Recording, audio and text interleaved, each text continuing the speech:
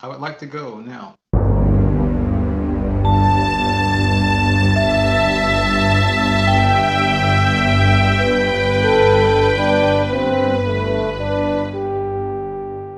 Welcome back to Earth Station Trek, a show where we trek from the early days on NBC to the future on Paramount Plus and everywhere in between. I'm Charles Kelso, and it's my privilege to introduce the Earth Station Trek crew: Keith Johnson, I will do nothing but say that all night. Alan Seiler, Well, I don't have anything to follow that up, so I'll just say hello. and Veronica Dashel. Hi. So let's get started talking about Star Trek: The Animated Series. Who wants to kick it off? Veronica, you probably have seen this. Like, you're newer to the animated series than we are. Yes. Yeah. Very much so. Like So, I still haven't seen all the episodes. No, so Veronica, you didn't see it in first release? No. she wasn't alive. No. Right. Come on. I guess I'm the only one who did. I did. I just Oh, okay.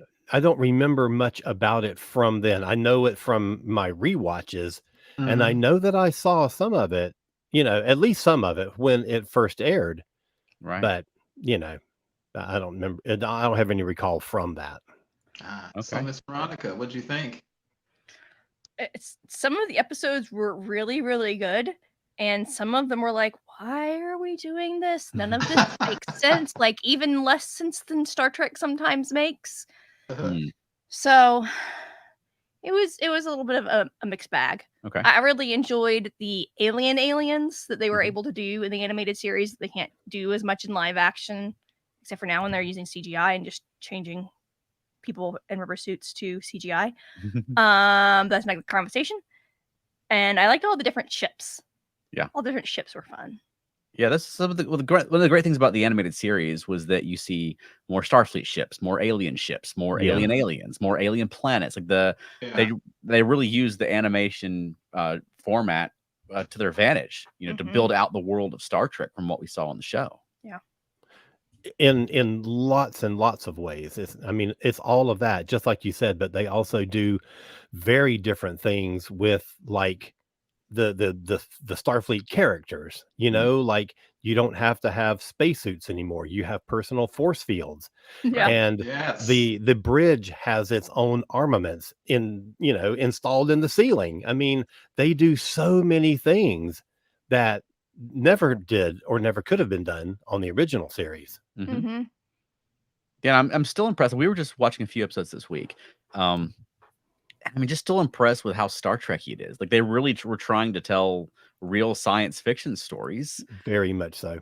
And there was a lot of 1970s cartoons based on 1960s TV shows that are very hit and miss. Mhm. The example I've used before is that there was a pilot for a Lost in Space Oh cartoon. gosh, don't And even. it's Jonathan Harris as Dr. Smith, and then a different robot and different Robinsons and a different spaceship. Yeah, it's not Lost in Space, It isn't. but But then Star Trek neither- could have gone that way. Sorry. Oh yeah. No, go ahead. Yeah. Yeah. Sorry. We're lucky it wasn't like Mr. Spock and some kids and a dog. They could have done the Saturday morning cartoon thing with it. That's true. But instead, That's you've true. got the bridge crew. You've got the Enterprise. It looks like the Enterprise. The Klingons look like they got Stanley Adams back. They got Mark Leonard back. It's really impressive. Well, you're not wrong because, as you say, it was a Saturday morning cartoon. It wasn't even just a cartoon because there were some primetime cartoons back in the day, such as the Flintstones. And even Goofy Batman, the TV series, was a primetime television show. But this was a Saturday morning cartoon. And if you look at Lost in Space, like you were just saying, the original Lost in Space series, which for my money, in its first season, is one of the greatest science fiction shows I've ever seen on television. In its first season. And then it ended with Dr. Smith turned to a giant carrot. So He wasn't agree. turned into the carrot. The carrot was Stanley Adams. Thank you. Oh, what was Smith? Thank Smith was a grapevine. Okay, forgive Get me. it Yeah. And I remember one episode of Lost in Space, the robot was put into an incinerator. He didn't get incinerated because the power of love prevented him from being melted down. So you were right. Star Trek, that could have gone that way. I watched. It kind of is now. The power of Yeah. love saves them a Well, lot. it's true. I watched probably 80% of them in the last few days. The ones I didn't watch, I've seen enough times that I didn't need to see them again. And to you guys' point, I have a really good memory of many of them. It's much more mature and adult than even I remembered. I mean, they talk about killing people. They talk about, at one point they talk about a body. And I'm thinking, now I watched this when this premiered. I was old enough. I was, well, several years old. I was old enough to watch it when it premiered back in '73. And I'm amazed that they got through what they got through at that time. And people say it was a kid's show. I don't think it was a kid's show. I don't really think it was ever intended to be a kid's show. No, it was 100% seasons 4 and 5 of Star Trek, of the original series, but in half-hour episodes instead of hour episodes. Yeah. Because the quality of writing, the caliber of writer that they got, the full cast, the types of stories that they were telling was definitely not in line with the tone of Saturday morning cartoons. Yes. Yes. I mean, it's a remarkable show, and it's a remarkable achievement, all that they achieved with that show in that format and using a new platform, animation, to do things that they didn't have the opportunity to do. It's like they all sat back and said, what would we like to have done with the original series? Let's do it here. Right. Yeah. And like they ticked off boxes of things, and they're like, aliens that don't look like people in a suit, let's do it. Right. Yeah. And there are some really great ones. I mean, Frank, you laughed at them, but I really like the aliens in Eye of the Beholder. Oh, love the them. ones with the prehensile trunks. Yes, they are great. I like when they laugh. They're just very funny looking. Yeah. Well, they have those big eyes, and then they laugh. They did that little weird shudder thing, and Spock said they were laughing at him. Well, guess what, Veronica? They think you're funny looking too. Yep. Put you in a zoo. Probably. Why isn't her nose prehensile? Right.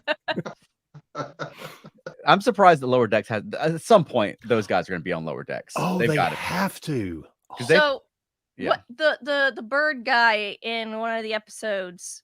Was it Char the Score? Char the Score, yeah. So when I first saw him, he reminded me of those birds in the one that fell in love with Peanut Hamper. Yes.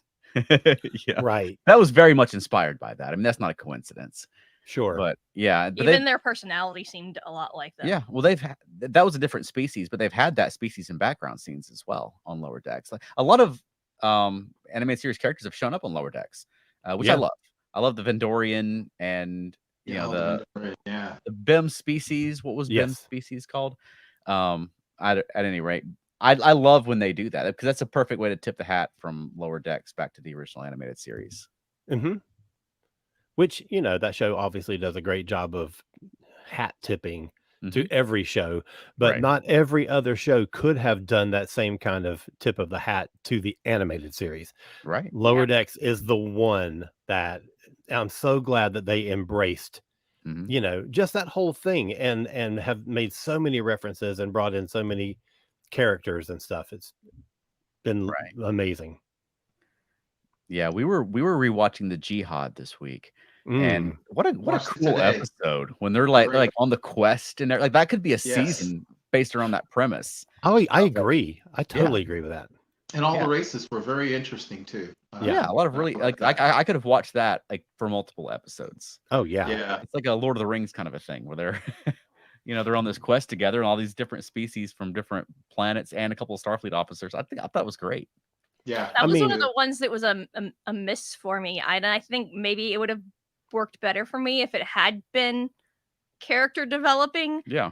Because it was just like, I like you, Kirk. Let's do things. And Kirk's like, no. You're talking about the lady? No. Yes. Okay. And it was really weird because it was very clearly Chapel. And it was like, I don't know. I don't think that was Majel Barrett doing her voice. I think she's like one of the few. Almost all the women are Majel Barrett, who does an okay job, but rest her soul, Nichelle Nichols doesn't do a very, because all of her characters sound like this. You could always hear it's Nichelle Nichols and she's doing the voices. Yeah. And of course, James Doohan does like 10,000 voices on this. Yes. Well, he does like 5 voices, but he does them 10,000 Exactly. Yeah. Well, good point. Yeah. Yeah. I mean, because everything sounds like this, whether it's Stavros Caniculus or Kukulkan, they all sound like this. And George Takei has a very distinctive voice as well. You can always tell when it's George Takei. I think it's cool though. I mean, they've got him in the studio. Let them play some different characters. That doesn't bother me so much. It's very noticeable, but it doesn't bother me too much that they play all these characters. Here's an interesting thing. Okay. Majel Barrett was not in that episode at all. Yeah. It was a lady called Jane Webb who did all the women characters. Okay. Interesting. Yeah. Yeah. That is fascinating. What I found, I think what's interesting, I think what's really good about the film, about the animated series, I see so many people, I guess younger people or people who grew up on TNG and the Abrams-verse. I see a lot of people say they can't watch the original series or the animated series because they just have poor production value. And of course, I grew up watching Plan 9 from Outer Space and the original thing, so that stuff doesn't matter to me. But it really, as you guys are saying, it reminds you that, of course, you want good production value, but what you really want is good writing and good stories. Yep. And the thing that actually makes me more frustrated, it's not the fact that the Kazanthi are wearing pink suits or the fact that Sulu keeps swapping for Eric's or Kirk sometimes. It's that so many of these episodes, I'm going, man, this needed an hour treatment. Like you were saying, Jihad is phenomenal. How Sharper Than a Serpent's Tooth is phenomenal. And I just think, man, they needed an hour to develop. This is a great story. So that's a compliment. Jihad could be a season arc in Discovery where you would have time to do all that character development that Veronica is looking for and have time to tell a longer and more detailed story. And it may have ended up being more interesting than some of the stuff they've done, like the, Red Angel. We're done enough of that, though. Right. Yeah, because that race, that's a race that would stand with someone like the Jem'Hadar, the Klingons at their worst. That fabled race we've never seen called the Hurk, that attached to Klingons. And sometimes I get chuckles because I've listened to a lot of interviews with people who did the show, and one thing they tell you is this and that. There was one take and one take. That was kind of end of story, and it's pretty obvious. Yeah. You do a take and you move on. So sometimes some of the writing, you can tell they didn't get the polish. For example, and speaking about that warrior race in the Jihad, Spock says in 2 years they would be able to produce 200 billion warriors. Like, well, I know they're prolific, but dang, that's a whole lot of people. There's little things like that, but it's such a good episode. I'd love to see those people again. Something else I thought about was interesting about the original special is they give women a lot more, front and center. Uhura takes over the ship in the Lorelei signal. That's pretty cool. Let's not say she takes over the ship. That sounds so aggressive.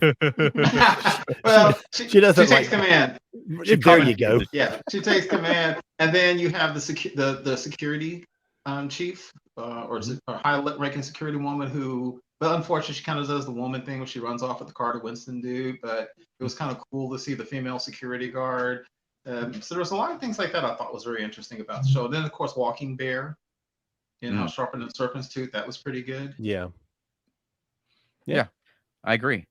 And I mean, you talk about they had to do like one take. A lot of these, I mean, the actors were recording it at whatever studio was nearby or on a tape recorder and sending their stuff in. So it's all assembled from different places in the country and things like that. And you could tell a lot of the times. And sometimes, it seems like the actors weren't 100% clear on the dialogue. There's a line that Shatner has where he says, he's talking to Uhura and he's like, "Get me Starfleet Lieutenant." And yes, with a comma in there, but things like that. But I mean, they were making this show. I mean, it wasn't now where the director can coach you over Zoom as you're recording from your home. It was they send you the script and you go stop by a recording studio and record it and send the tape back. Yeah. But also, this is a time, you're talking about the animation. This is a time when a lot of animation was being shipped overseas. A lot of those animator jobs were leaving because it's so much cheaper overseas. And even today, a lot of animation is done overseas, even by American companies. And you'll have the animators in Hong Kong or India or someplace like that because they can do it cheaper there. But I mean, Filmation did a great job, I think, of keeping jobs here. They had to cut other corners to make their budgets. But I mean, I think it's cool to keep the animation and animators thriving in the U.S. Yeah, Filmation was known for producing really, really kind of budget shows, and many of their shows, the animation for the frame rate is lower. They keep using the exact same cell over and over. But then again, growing up, that's what you remember. You'd see something like the Flintstones, and he would run, Fred or somebody run through the house, and the same lamp would go by like 10 times. I mean, Right. it's just what you did. But Filmation was known for doing stuff like that, and they did some really good shows too. But they also they did a lot of cut rate. And I saw things like sometimes you see the Enterprise going by, and you can tell that the cells were literally dirty. There's one episode where I can literally see a human hair stuck on Yeah. the cell. Yeah, and that's from the optical printer. Anything that gets in between is going right along with the Enterprise. Yeah, but I think all things considered, they did a good job. And it was such a, as you were saying, Charles, I remember there was a couple of episodes, because William Shatner has always worked. That's Right. always been, he was like doing a play or something in New York City, and they would just send him some stuff, and he would literally just try to do it in his hotel room. And he would just try to read the lines real quick. And that's why in the Pirates of Orion, you end up with the Pirates of Orion, because somebody in the chain mispronounced it. And as you said, it wasn't everybody in the same room. So they all just went with it. And so everybody kept saying Orion instead of Orion, which is it's kind of funny. Yeah. And that doesn't bother me because they're all saying the same thing. It bothers me when different characters are pronouncing it like radically differently, like in a conversation with one another. Yes. But if everyone's saying Orion, that's fine with me. I don't have any problem with that. Because they're the ones, they're Starfleet. They know what it's called. I don't. What do I know? I did notice that Shatner in 2 different episodes said sabotage and sabotage. Yes. Veronica laughs every time. Every time. Really? Every time. I was like, Chuck, look at that. Look at that. Look at Yeah. Listen to what he did. Yeah, that's how he says it. Yeah. I don't know what to say. And obviously they rival and beat the original series with reusing the same music over and over. Yeah. Fortunately, I truly love that one. I do too. Yeah, I love it. So I'm okay with it because it's used all the time. Yeah. And cool. And most animated shows at that time had one set of music cues that they used for specific and even things like Lost in Space had a fairly small library. They didn't have that many episodes that were specifically scored. Lost in Space had a batch in the first season, and then they had music cues that they just used for specific purposes in pretty much every episode. Yep. Right. And it's just a way that production was done at the time. Yeah. But the shows weren't designed for you to watch 6 in a row on Paramount. No, it's not a binge environment. Right. And that's really the only time that the repetitive music starts to wear on me is when I'm watching several of them in a row. Because if I just watch one, it doesn't bother me at all. And even those same music cues, like Filmation had them in their library, and they'd be on like Space Academy and things like that. Would have Jason the Star Command would have like the same music as the animated series. One thing, we've talked about. We've done an episode before about the animated series, and we've talked about certain episodes here and there. One thing I don't think we've ever really talked about, though, is the theme tune, which is very Star Trek-esque. It makes you think that you're listening to the original series score, but they clearly couldn't get the rights to it or something. So they have a score that sounds very much like it. I think it's great. Yeah. I personally enjoy it equally as much as I do the original series score theme.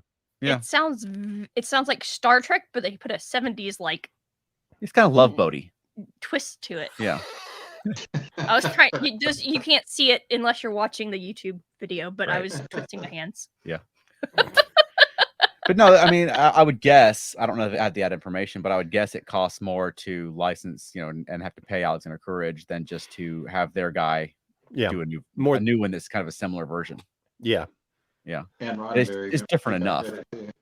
Roddenberry, you write lyrics to this one too? Well, yeah.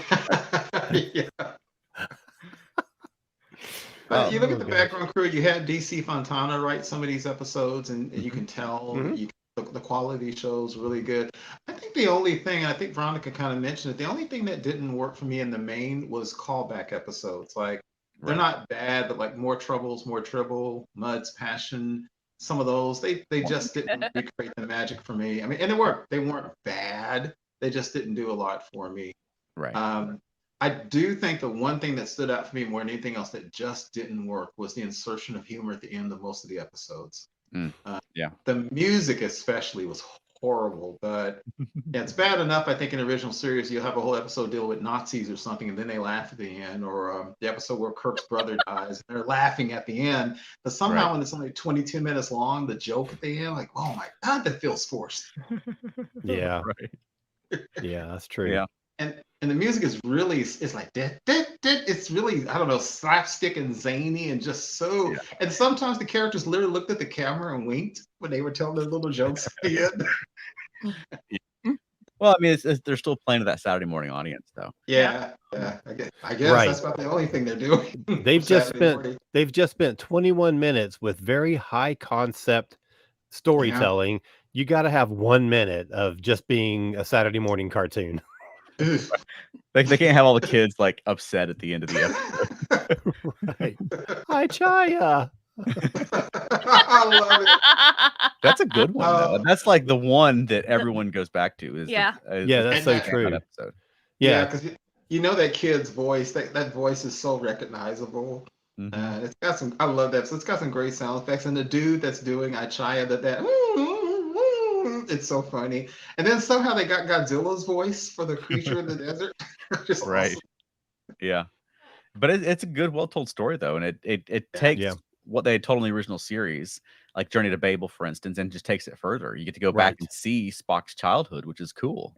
Yeah, that's a good callback. Yeah. That episode yesteryear has a special place in my heart because my oldest brother one day brought home a book, and I didn't know what the book was. You guys know where I'm going with this. It was a novelization of the series by Alan Dean Foster. Right. And it was that book that had that episode in it, and the cover is basically Spock outside of that city of Vulcan. That was so cool, and it captivated me. Yeah. And the novelization read so well, and I think, I had another one. The other one was The Infinite Vulcan. Okay. So when I see those, and I've read the novelizations, the novelizations are really good. Those are also really good episodes as well. Yeah, that was So- my first introduction to the animated series as well. Was that same book? My uncle had a collection of like the James Blish and Alan Dean Foster novelizations of the original and the animated series, and they were stored over at my grandmother's house. And so I'd read those, just being a Star Trek fan. And then I remember the first time I saw the cartoon, I think they were replaying it on the Sci-Fi Channel or something when I first saw it, and I was like, "Hey, this is the same story from that book." But I had no idea it was a cartoon, and it was just like that, like you said, that great cover of Spock and the city of Shikar. And I think that one had Far Beyond or Beyond the Farthest Star, and One of Our Planets is Missing. I think it was those two stories, Right. Which are just a great collection of Star Trek stories. Yeah, that's another one of my favorites. As a matter of fact, Yesteryear is not my favorite in the animated series, although I love it. But Beyond the Farthest Star is up there. I just the Slaver Weapon might be my favorite. Yeah, that's definitely in my top at least 5, maybe higher than that. Yeah. And Charles, you mentioned Beyond the Farthest Star. Veronica mentioned the ship in Beyond the Farthest Star. That there's no way they could have done that back in the day. And Scott even talks about how the ship looks like it was spun instead of, processed and the standard metal process. And then the aliens look like they could be some kind of insects. And Spock even talked about the doors on the ship reminded them of bees' cells, nest on Earth. Just wonderful looking stuff on that. And that's a great start for the show because they're straight in on the science fiction. Like, and now we're on, this giant spaceship that looks like it was spun by space bees. Like, okay, we're doing real sci-fi in this thing. This is great. Right. And I don't think that Beyond the Farthest Star has the best story. I don't think it's the script isn't necessarily its strength. I think that it's there to be the visual feast that it is. It is telling you this is Star Trek 100%, but it's also not the Star Trek that you're thinking of. This is a whole new thing with whole new environments, and it really goes out of its way to literally paint a whole new look to the Star Trek universe. Right. Yeah. It introduces the life support belts. Yeah. Yeah. And as much as people give the animation and the production values a hard time, those backgrounds are gorgeous. They are amazing. Yeah. Like those are just works of art on their own. Absolutely. Yeah. Absolutely. I love that ship. And also, I think Alan mentioned earlier concepts in that first episode, Beyond the Farthest Star. They introduced things that make sense, like a defense system on the bridge, a laser in the Yeah. bridge, which was so cool when the creature that kept going, oh baby, takes over. And Right. again, the novelization Alan Dean Foster wrote, I thought it was cool. In the novelization, Alan Dean Foster writes that the smell of burning flesh started filling the bridge because the laser was penetrating the force field on Kirk's hand. Yeah. Just little things like that. It's really cool stuff. Yeah. I there's a don't need lot. that much detail. There's a lot of episodes that bridge defense system would have come in handy. Oh, Oh, yeah. Later no. Star Trek. Man, come on. That solved a lot of problems. That time when the Borg jumped in and made off with Picard, that Yeah. episode would have turned out a whole lot differently if they'd had some kind of like invasion suppression system on the bridge. Right. Come Yeah. on. Yeah. Yeah. It's an addition that makes sense. Right. I I'm mean, some- just like seatbelts. That's what I was about to say. I'm surprised there was no seatbelts. Well, Although you mentioned saw them with belts in one episode. okay, with seatbelts. No, not Yeah. seatbelts. Oh, Well, no, they had, gosh, it was episode, they were having trouble with their gravity. And you look, and Erickson, Sulu, and everybody they were wearing belts, harnesses. yeah, around. harness. They were harnessed down. That's right. Oh, wow. Yeah. That is a detail that I have missed. Wow. Yeah.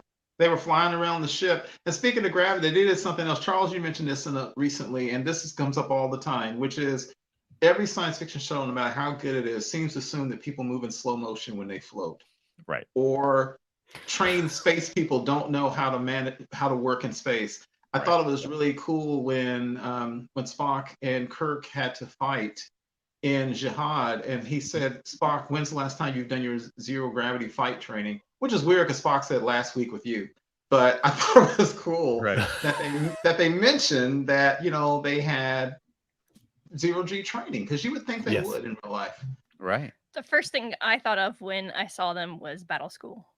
Yeah. Yeah. From Ender's Game. From Ender? Yeah. Oh, right. But Absolutely. it makes sense that these guys are like Sure. trained to work in space. You know, Mhm. I mean, we don't see the gravity go off on the ship a whole lot, but you would Yeah. think they would need to be prepared for that kind of a situation. Mm-hmm. I mean, Spock Absolutely. just did that on the most recent Strange New Worlds episode. Yeah. He had to fight that Gorn. Right? Yeah. That's one thing. I think it was a show Enterprise did a little something with that in the pilot episode, because Travis Mayweather Yep. said he always found that one spot in the ship where the gravity was pretty much zero, and he was used to that. I thought that was pretty cool. And that's one thing you talking about callbacks to the original series that they did. Mhm. I mean, there was one Gorn that you saw Mm. in the Time Trap. He was on that Mhm. council, but they Yeah. really could have done a lot Yeah. more with the Gorn on the animated series. That's what they should have. Yes. Like that would have like Gorn and Horta and things like that. I wish they would have brought back some of the Yeah. non-humanoid species from the original series to flesh out more than the Romulans or the Klingons. You know, Yeah. I'd love to have the Gorn had been like primary antagonists. That would have been cool. That would have been. Yeah. Yeah, I would rather see them than say bring Korra back. Although Korra was cool, but he was all right, But I Yeah. agree with you. And then one of those plant creatures from Doctor. I should know the name of the plant creatures with the infinite Vulcan. Right. One of them was on that Phylogenians. council. Yeah, the Phylogenians. One of them was on that council, as well as a Gorn, and of course, and then Dorian and Orion. Yeah. Woman. Yeah. Yeah, it was basically every recognizable alien from the original Mhm. series and from the animated series, all Mhm. sat around a council chamber. But you Yeah. don't get things like, I mean, how would a Horta sit in a chair anyway? But Right. But I like talking about the time trap. What I like about that is they have like that patience of people who've been there for hundreds of years. And Kirk's Yeah. like, we're going to escape. And they're like, you'll get over it.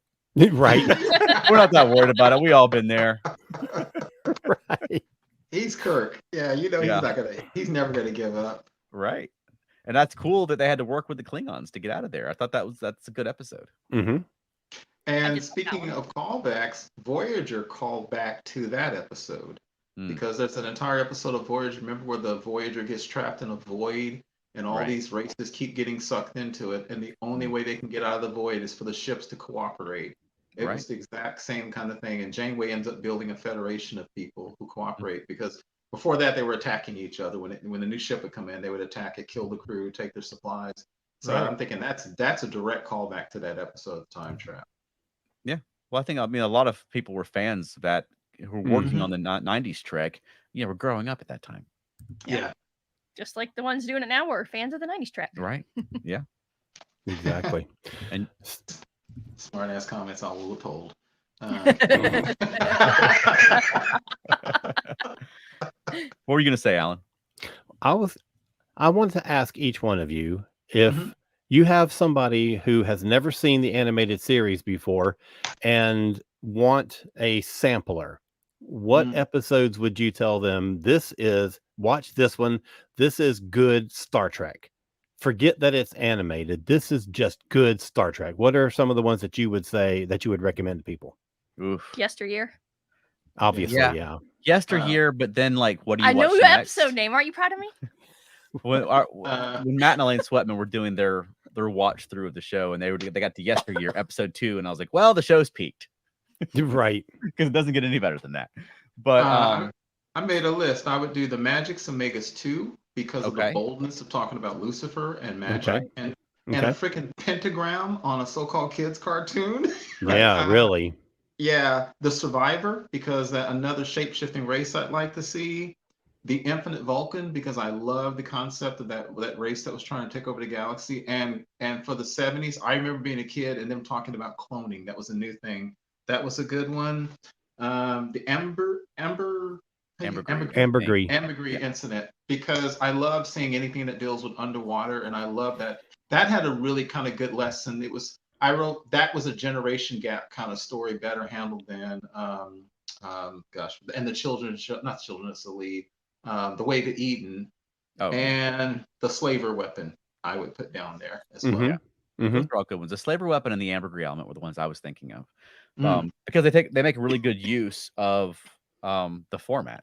I mean, you've got Kirk and Spock transformed into water breathers and going to an underwater city. It's like a Star Trek story, but on a scale that you could never have done in the 60s. Yeah. And then the Slaver Weapon is just solid sci-fi. It's just a solid sci-fi adventure. That, you know, it's small in scale. You're on a planet and you got the Kzinti, like a few Kzinti and a spaceship and 3 of our Starfleet crew. Right. But they just keep throwing out these like deep sci-fi ideas dealing with like this ancient civilization and this weird weapon, and the weapon's sentient and someone's found it after all these years, and it's just a cool, well-told story. Yeah, agreed. Yes, and so again, mature for Saturday morning, because when I love also they gave Sulu so much to do, because Spock yielded to Sulu's analysis situation, because he said basically, think about it, you're basically an intelligent spy computer. You've waken up after who knows how long, and there was a war when you were put to sleep, and somebody doesn't know your code words. What would you think? And then that was when it went boom. Right. Love that episode. What were yours, Alan? Well, Slaver Weapon would be definite. I think Ambergris Element as well, for all the reasons that you say. I love the fact that they're able to go places and do things that you couldn't have done in a studio-bound live-action television series. I would definitely include BIM. Okay. I think that's a really clever story and a really interesting alien, possibly Counterclock Incident. Okay.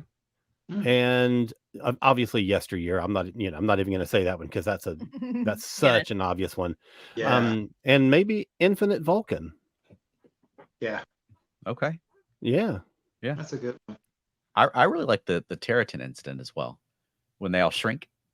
Oh yeah, I really like that. That's fun. Just the fact that they're shrinking is fun, and it's not like a super complex thing. It's just that they're just getting smaller and smaller. And I like they're trying to beam them down, and Scotty's guys have like ropes on the little thing you pull down to transport, and he's like, "All right, lads, heed." All right, lads, heave. I said that backwards. And so they're all like, pulling the rope to beam them down. That's just cool. The one thing I was gonna mention to the Sweatmans, I was gonna post without spoilers, was there's one line in there that just tore me up. Is when Christine fell into the tank. She sounded like olive oil. She kept going, help, help, help, help, help. What in the heck? Was the Territon incident the one where they did something awesome where Kirk had them set the transporter for auto retrieval after 10 minutes? Was that the episode? I think it was auto retrieval. I think so. There was one that we watched recently. Yeah, I think that is the one. And that We was watched another like 6 really of them yesterday. Yeah, that was another really cool concept. He literally, oh yeah, I think it was because everybody was shrinking, and they said when they hit like a centimeter, they couldn't operate the controls. Right, they're So gonna be too Kirk small. said, set the transporter to keep a lock on him and set for automatic 10-minute retrieval. And I thought, what a cool concept. Yeah. When you have a ship full of super intelligent computers, and so it brought him back. And then of course he realized that, you copy and paste into this planet, and he was back to his normal size. Right. It is a little weird with the Terratons. The dude's like, Scotty, dude's like, we couldn't figure out how to contact you, so we shrank you. Okay. Right. Kirk's like, you almost killed us. Right. Your shrink ray works, but your radio doesn't. Yeah. It's a fun episode, though. Yeah, it is. It absolutely is. How about you, Veronica? Recommends? I liked Yesteryear. Yeah. What about from the batch we just watched? Which ones jumped out at you? The one where they turned into fish and the one where they shrank. Yeah, those are both good ones. Ambergris and Terraton. Yeah. Sure. I need one episode name. I'm doing good. Yeah, that's good. That's good.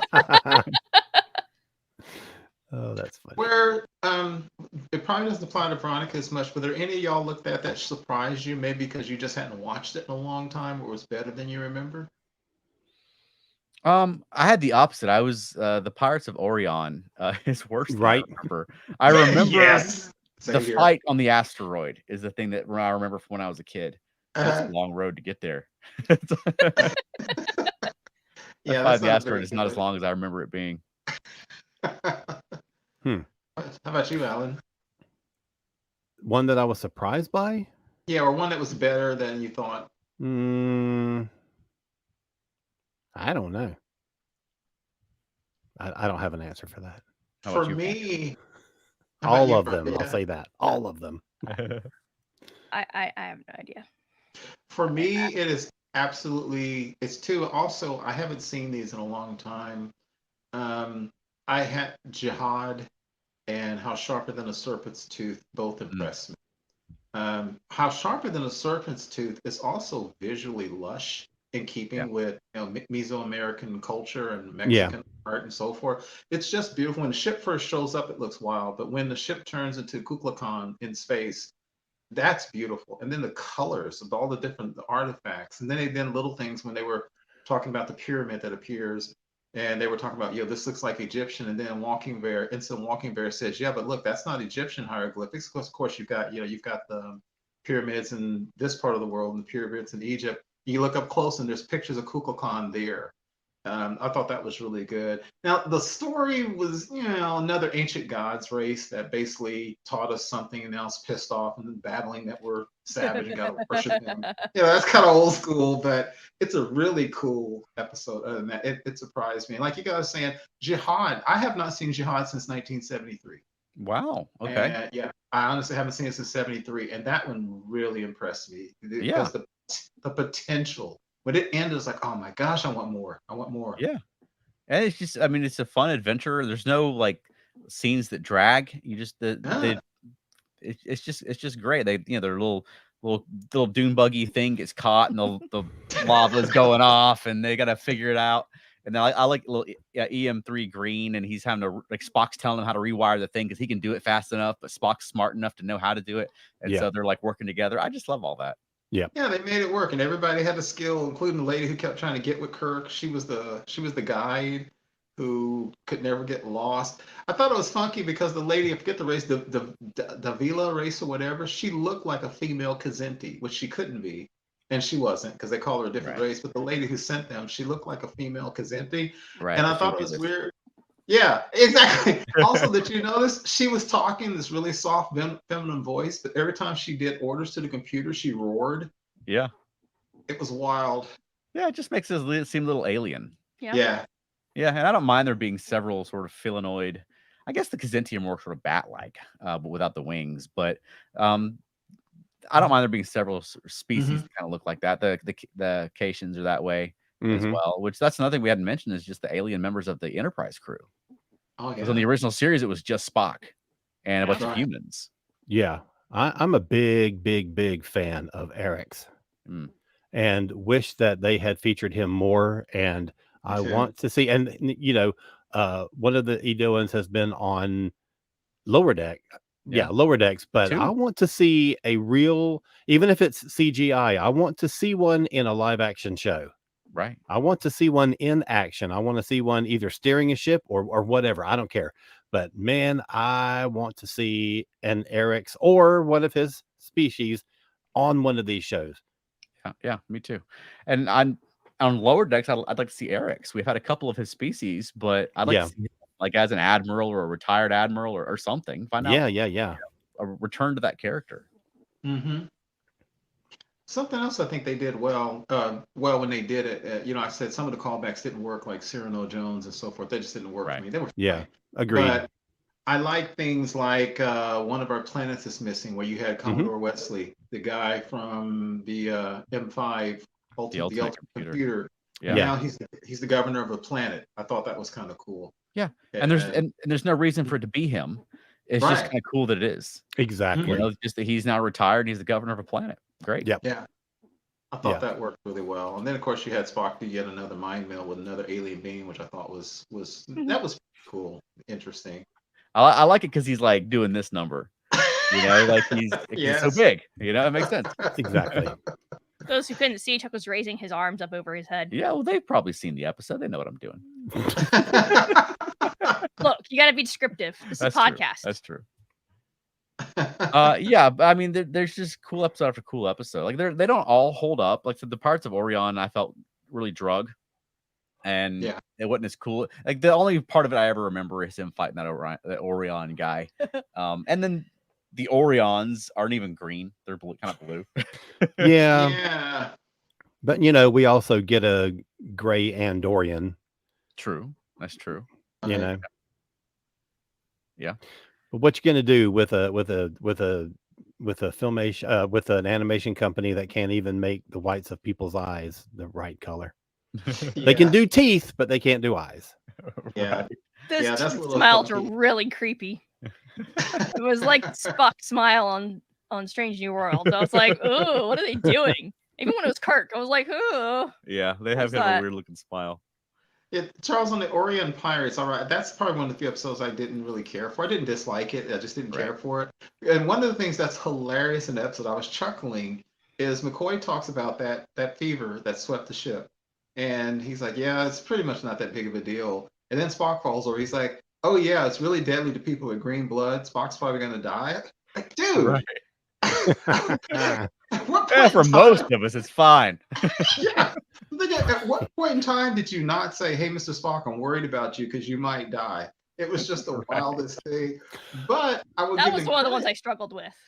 Yeah, it was just slow. I will only give them credit to Pirates of Orion is they did hail back to Journey of the Babel because they said that ship was prepared for suicide mission because they were continuing to try to pretend that they were neutral.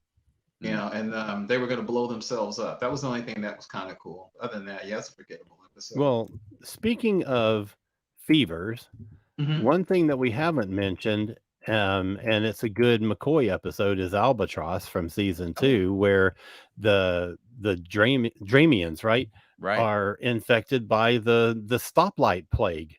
Right. Yeah, the Aurora, right. Yeah. Where they turn different primary colors. Right. That's how you can tell how far along. The Dramians that's a cool planet and cool aliens, though. Absolutely. Definitely cool. And they have a really weird culture because they start out in the episode, we would like to give Dr. McCoy this award. Now, Dr. McCoy, you're under arrest and charged with basically genocide. What kind of culture is that? Gotcha.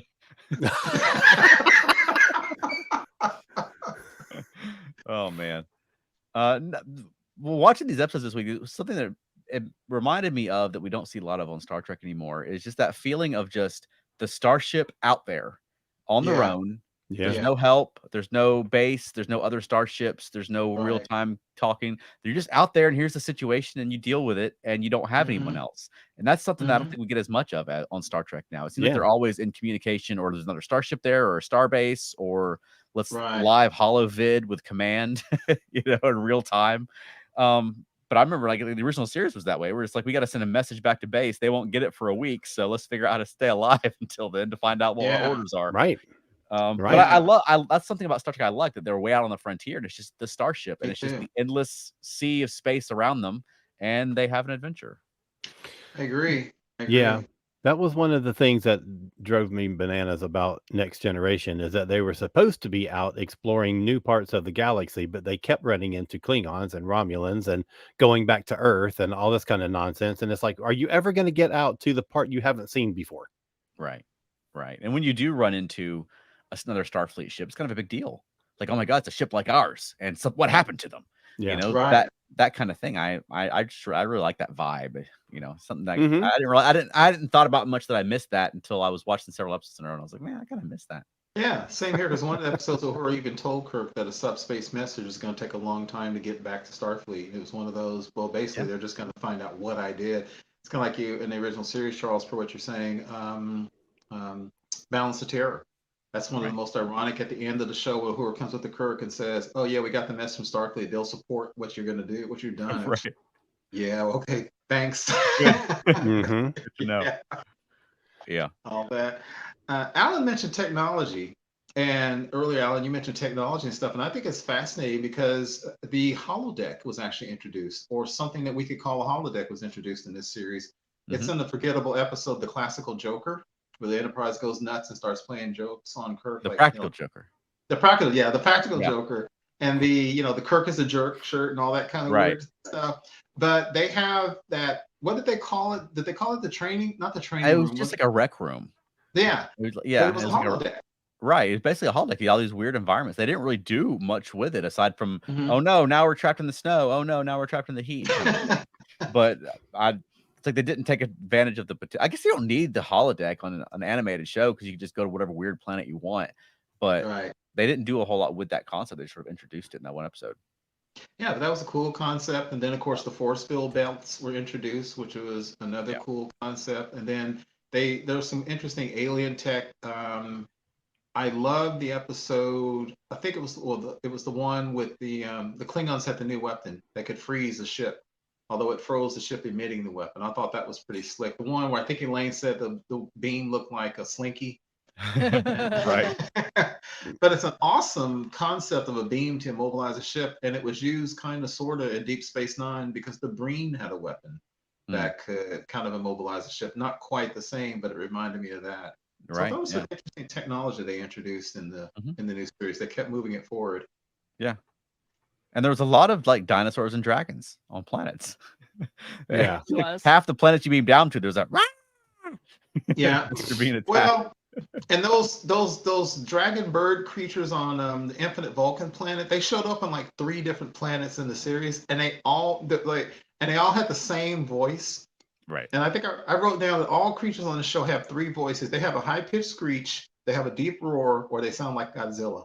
And that pretty much covered every one of them. Yeah, it's whatever sound effects bank that you can get access to, and then you borrow whatever you want from it, and you just keep using it. Yeah. That was the only thing about the Serpent's Tooth episode, is that you just kept hearing that sound effect.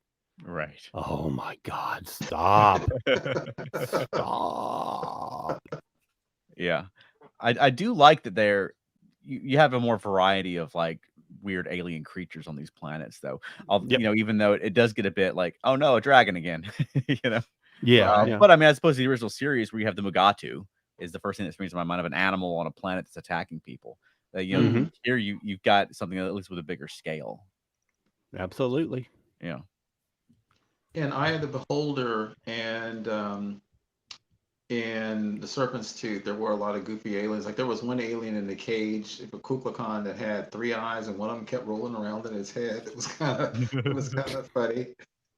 But they did have some interesting creatures, and they had some interesting spaceships, and like Veronica had said earlier too, throughout the series. So I love the variety they were able to introduce here because they couldn't have done it back then, and sometimes they don't do it that well now because it takes too much, costs too much money to do the good CGI or costumes. Yeah. And I know that I mean we haven't really talked about it on the show yet in our news segments or anything, but they're doing these little series of homages to for the anniversary of the animated series, where they're putting like 90s and modern Trek characters in that style. So there's going to be one with Riker. There's going to be one with Quark. There's going to be one. I think Neelix is in one. Saru's in one. You haven't heard about this, Alan? You look very surprised. No. Yeah, they're doing a series of shorts in the animated series style, and it's going to be like modern, the current Star Trek characters and 90s Star Trek characters, as for the anniversary. It's part of their celebration of the animation of Star Trek. Oh my gosh! Yeah. I have not heard about this. This Surprise! Is right. Holy cow! Those are supposed to be out, I think, right around the anniversary. So about a week after it comes out. So I also think they're going to be playing the premiere of Lower Decks in theaters on September 8th. They've said for Star Trek Day. Still no information on it. No information yet, but I think it's going to be packaged with this other animation stuff, like a celebration of the animation of Star Trek on Star Trek Day, September 8th. So, ooh, that's exciting. Yeah, we're going to try to. Hopefully, it'll be a real, like, you just buy a ticket and go, and not some kind of a weird ticket giveaway where a weird website. Right. Yeah. Right. But I'm excited to see, they, we talked to the folks who did, they've done their own version of like the unification and not unification, but Best of Both Worlds and Threshold and things like that. They did, sort of animated series style adaptations of some of the scenes from some of the 90s Trek shows. Yep. And we had a great talk with him about that. So it's cool to see Paramount embracing that. I wish they would have hired his company to do it. Yeah. Yeah, that would have been amazing. Right. But I like that they had to have seen that those went viral and got like 1 million views and thought, oh, people like this animated Star Trek thing. Yeah. But I think it's fun that they're celebrating that animation. For a long time, the animated series was like the dark horse of Star Trek. It was like the stepchild. Yeah. No one was ever sure if it was canon or not, or Gene Roddenberry would say it's not. And that's exactly. So I love that they're just embracing all that. We're getting more animated stuff now. Right. Yeah. Well, as we said, there's so many episodes in the animated series that I would love to see revisited. I would love to see live action. There's so many. I'd love to see the Kzinti again. I think that would be a good one. Like we all said Jihad would be a good one. There's so much potential there with those different races. There's so many episodes. I just sat there and went, when it ended, I thought, man, that was too quick, and I'd love to see another treatment of that. I wouldn't mind if someone took the idea behind the Jihad and did a show based on that, where it's like a couple of Starfleet officers on a quest with a bunch of aliens, like let's say like Lord of the Rings style, where there's on this quest to do whatever and having to work together. I would watch that show like crazy. Oh heck yeah, yeah. Let's do it. And also that race, the race of the lady who I said looked like a female Kzinti, that was interesting because everybody basically listened to what she said. And at one point somebody said maybe she could have made a mistake, and Kirk said that's impossible for her species. So that's a very odd species. I'm not sure who they are, but very powerful, obviously very technologically advanced, and very much trusted by everybody. Yeah, they packed a lot into that, like 24 minutes or however long that episode is. Like as far as just the world building and story, it's pretty amazing. Yeah, I think so too. All right. Well, any closing thoughts about the animated series before we wrap this thing up? If you've never seen it, go watch it. Yeah, watch it with an open mind. And it's not going to take a lot of time. It's only 22 episodes. They're all 24-ish minutes. Go watch it. It is so rewarding. Especially now that we have like a year or two wait for, for new Star Trek. We're going to have a while. Yeah, exactly. And how about you, Keith? Anything? Yeah, I agree with Alan. I think that, and I see this so much online, so many people is worried too much about how production value and how something looks. Star Trek succeeded as a science fiction show not because of the special effects and the makeup, but because of the acting and the subject matter. And this has it all. This is a Star Trek show. It was not a badly written science fiction cartoon. It's a Star Trek show. You should watch it. Yeah. All right, Alan, where can people find more of you? Well, go look for my other podcast, which is Modern Musicology. We have got a great series of episodes coming up. One about the 50th anniversary of Dark Side of the Moon. We've just done 2 examining all the music that came out in the year 1988. And we've got some other stuff too. So go check that out. I also have a Doctor Who podcast called Doctor Who A to Z. How about you, Keith? You can find me on Instagram and X and Facebook, primarily the ESL Network Facebook groups. Still can't get used to that. You say it with such disdain. And Oh, it's dripping. And how about you, Veronica? Feltnerdy.com. Oh, I thought you were going to do your thing. Oh, how about me? Yeah. Sorry, I'm my brain's on default. So I have a Dabo Woman page on Facebook. It's mostly our adult puppetry content, but kind of any nerdy performance stuff that I'm doing is on there. I've also started a TikTok, Dabo Woman 8, talking about Star Trek. Got some cute videos of my dog, sometimes in Star Trek uniforms, and some generic like TikTok, who's your Star Trek TNG lover type stuff. And how about for both of us? Feltnerdy.com. And if you're at DragonCon, look us up in the app because we're all over the place at DragonCon. Yes. I don't know if you can find us under Felt Nerdy, but Charles Kelso, Veronica Mhm. Dashel. Yeah, I think Felt Nerdy's in all the names of the things that we're Yes. presenting. So searching for Felt Nerdy should get you there too. And where else? Monkeying Around, a podcast about the monkeys. That's right. And do you have a closing for us this week? No. Oh, Wow. fail. Yep. All right. Thanks for listening or watching. Join us live next Thursday at 8 p.m. Eastern, which we'll be having a great time talking more about Star Trek, and it'll be Lower Decks time next week. Yep. So we'll be talking That's about right. Lower Decks. Ooh, I can't Yeah. wait. I'm so excited. I know. Ah. All right. Bye, everybody. Thanks all.